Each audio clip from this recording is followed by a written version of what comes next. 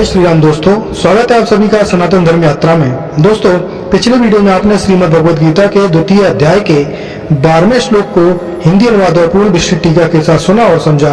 अब आइए चलते हैं श्रीमद् भगवद गीता के 2 अध्याय के 13वें श्लोक पर और आज इस श्लोक को हिंदी अनुवाद और पूर्ण विस्तृत टीका के साथ सुनने का और समझने का प्रयास करेंगे। इस श्लोक में लिखा है, देहिनो अस्मिन् यथा देहे कौमारम यौवनम जरा तथा देहांतर प्राप्ति धीर तंत्र नामुह्यति। अर्थात जिस प्रकार शरीरधारी जीवात्मा इस स्थूल शरीर में क्रमशः कुमारावस्था, यौवनावस्था तथा वृद्धावस्था प्राप्त करता है, उसी प्रकार मृत्युपरांत जीवात्मा को अन्य शरीर प्राप्त होता है।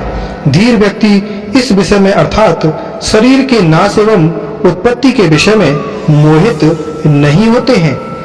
श्री विश्वनाथ जी कहते हैं, ननु चात्म संबंधेन देहो अपि प्रीत्यास्पदम स्यात् देह संबंधेन पुत्र भ्रातृदयो अपि तत् संबंधेन नेत्रादयो अपि अतस्तेताम नासे शोकः स्यादे देवेति चेदत आह देह इति। देहनो जीवस्यास्मिन् देहे कौमारम कौमार प्राप्ति भवति तथा कौमार नाश अंतरम यौवनम प्राप्ति यौवनम नाश अंतरम जरा प्राप्ति यथा तथा एव देहांतरम प्राप्ति इति।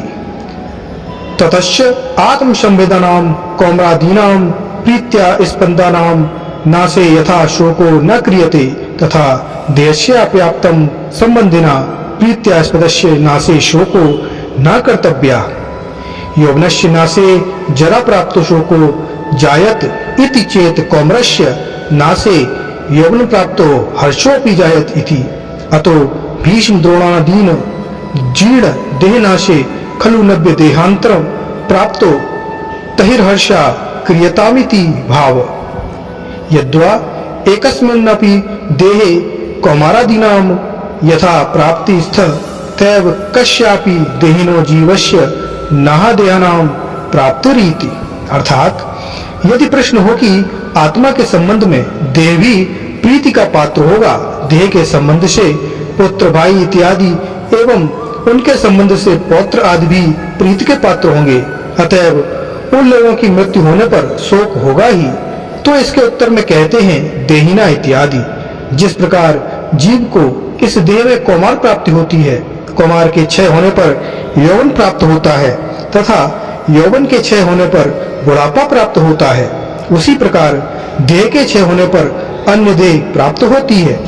अतएव जिस प्रकार आत्मा से संबंधित विशिष्ट प्रीत्यास्पद कौमार आदि के क्षय होने पर शोक नहीं किया जाता, उसी प्रकार आत्मा के संबंध से जो देह प्रीत का पात्र बना है, उसके लिए भी शोक करना उचित नहीं है। यदि यौवन के क्षय होने पर बुढ़ापा प्राप्त होने से शोक होता है, तो कौमार के क्षय होने पर जब यौवन प्राप्त होता है तो उससे हर्ष भी तो उत्पन्न होता है। अतएव भीष्म द्रोण आदि के जीर्ण शरीर के नाश होने पर नए देह को प्राप्त करने के उपलक्ष्य में तुमको हर्ष या आनंद होना चाहिए, अथवा तुम्हें ऐसा समझना चाहिए कि जिस प्रकार एक ही देह में कौमारादि प्राप्त होता है, उसी प्रकार एक ही देही जीव को अनेक प्रकार के देह प्राप्त होते हैं। देही का तात्पर्य आत्मा अथवा जीव से है। यह अपरिवर्तनशील है, किंतु देह परिवर्तनशील है। शरीर में कौमार, यौवन, जरा और मृत्यु रूप परिवर्तन होने पर भी देही आत्मा में कोई परिवर्तन नहीं होता, यह सदा एकरस रहता है। इसलिए शरीर के विनाश होने पर शोक करना उचित नहीं है। जैसे कुमारावस्था के विगत होने पर युवावस्था के आगमन से शोक के बदले आनंद ही होता है, वैसे ही मृत्यु के पश्चात नया सक्षम एवं सर्वांग सुंदर शरीर की प्राप्ति होने पर दुख की क्या बात है, वहां तो आनंद ही होना चाहिए। महाराज ययाति अपने ससुर शुक्राचार्य के अभिशाप से युवा काल में ही वृद्ध हो गए।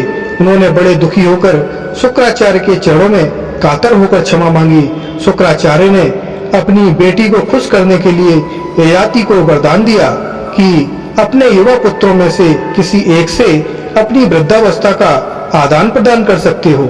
बड़े पुत्र यदु ने अपनी युवावस्था देकर पिता की वृद्धावस्था को लेना अस्वीकार कर दिया, क्योंकि वे भगवत भजन करना चाहते थे, किंतु उनके पुत्र पुरु ने अपनी युवावस्था को देकर अपने पिता की वृद्धावस्था को ग्रहण किया। इस प्रकार ययाति पुनः युवा होकर देवयानी इत्यादि रानियों तथा पुत्र पौत्रों के साथ भोग करते हुए स्वयं को सुखी समझने लगे, किंतु अंत में इन सुखों को अपात रमणीय एवं परिणामतः अशेष दुख समझकर अपने पुत्र की उस युवावस्था को लौटाकर वन में भगवत भजन करने के लिए चले गए।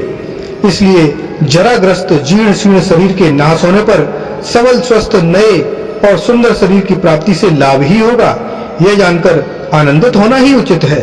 तो दोस्तों, ये जानकारी आपको कैसी लगी कृपया कमेंट बॉक्स में अवश्य बताइए। बने रहिए सनातन धर्म यात्रा के साथ और लेते रहिए रोचक एवं धार्मिक जानकारियां प्रमाणों के साथ। धन्यवाद। जय श्री राम।